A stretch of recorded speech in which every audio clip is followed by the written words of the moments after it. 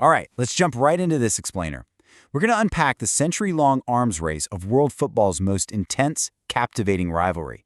When Barca and Real Madrid step onto the pitch, we all know we aren't just watching a game of football, right? As our sources lay out, we are looking at a deeply entrenched cultural, political, and financial conflict. It's a clash that has literally pushed both of these institutions to the absolute limits of human performance and architectural engineering. But you know what's truly mind-blowing? It's the sheer statistical improbability of where this rivalry stands right now. Think about it. Over 100 years of history, billions, and I mean billions of euros spent on the greatest talents the world has ever seen, massive political upheavals, and 264 official competitive matches later, Barcelona and Real Madrid sit at exactly 106 wins apiece. You couldn't script it better. It's the ultimate mathematical deadlock. Looking at the head-to-head record as of May 2026, we've got 106 victories for Real Madrid, 106 for Barcelona, and 52 draws. It is a perfectly balanced scale. But, as you probably know, this equilibrium was not reached peacefully. Far from it. So this sets our baseline perfectly before we trace exactly how this rivalry escalated into the staggering, unprecedented tie. Part 1. Politics and a pig's head.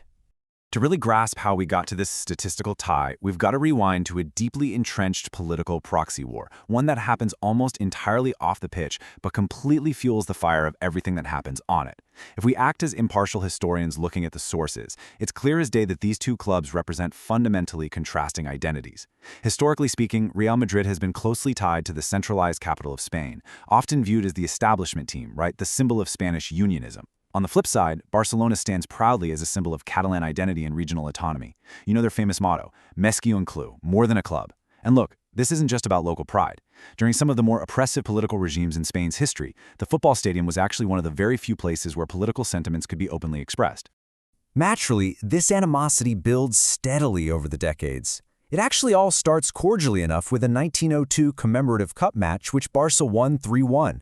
But the historical sources mark a really sharp turn during the Spanish Civil War era. In 1936, Barcelona's president was executed by Francisco Franco's troops. Then we hit 1943. This is where the sporting and the political collided violently in a deeply hostile, highly charged Copa del Generalissimo encounter that honestly changed the trajectory of the rivalry forever. Listen to this visceral quote from Barcelona player Francisco Calvet. He's describing the absolutely terrifying atmosphere his team faced during the second leg of that 1943 match. Now, remember, Barcelona had won the first leg 3-0, but the second they arrived in Madrid, their team bus was pelted with stones. Inside the stadium, fans were actually handed out whistles just to intimidate the players. The hostility was so extreme that Barcelona's goalkeeper wouldn't even approach his own goal line just to avoid being hit by projectiles. Real Madrid ended up winning that game 11-1, a scoreline so heavily influenced by the toxic atmosphere that it basically forged the whole narrative of Madrid as the regime's team and Barcelona as the victims. It got so bad that even the authorities had to step in and fine both clubs. The crucial point here is that this animosity absolutely wasn't just confined to the stands. It directly impacted player acquisitions. Tensions spiked dramatically again in 1953, this time over a brilliant Argentine player named Alfredo Di Stefano. Get this, both clubs genuinely thought they had signed him. The dispute was so incredibly tangled that a FIFA mediator had to step in and actually issued this bizarre ruling. Di Stefano would alternate seasons, one year for Madrid, the next for Barcelona. Obviously, the shared contract idea collapsed almost immediately. Barcelona's president ended up resigning in protest over the whole chaotic situation, which essentially allowed Real Madrid to buy the full rights to the player. And well, Di Stefano went on to launch Real Madrid's greatest European dynasty, bagging 5 consecutive European Cups. Fast forward to the modern era, and this deeply personal, almost tribal animosity violently manifests yet again. The year is 2000. Luis Figo, a beloved Barcelona vice-captain, does the unthinkable and controversially transfers directly to Real Madrid. When Figo returned to Camp Nou to play against his former team, the Barcelona fans unleashed an unprecedented torrent of fury. I mean, they rained down fake 10,000 peseta notes emblazoned with his face, coins, lighters, and, most infamously, an actual severed pig's head right near the corner flag. To this day, it remains one of the defining, shocking images of just how intense this rivalry really is. Part 2. The Era of Gods. Shifting from those hostile stands back down to the pitch, the contrasting identities of these clubs were perfectly personified by their greatest legends. The first true arms race of talent kicked off back in the 1950s. It pitted Barcelona's Hungarian star Laszlo Kubala against Madrid's freshly acquired Alfredo Di Stefano.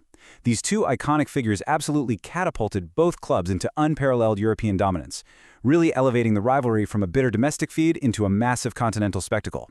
The sheer quality of play demanded by one side literally forced the other to relentlessly hunt down even greater talent. And then we fast forward to the modern era between 2009 and 2018. This was a rivalry completely encapsulated by two players who defined a generation, Lionel Messi and Cristiano Ronaldo. Looking at the all-time top scorers in El Clásico history, Messi sits firmly atop the throne with an incredible 26 goals.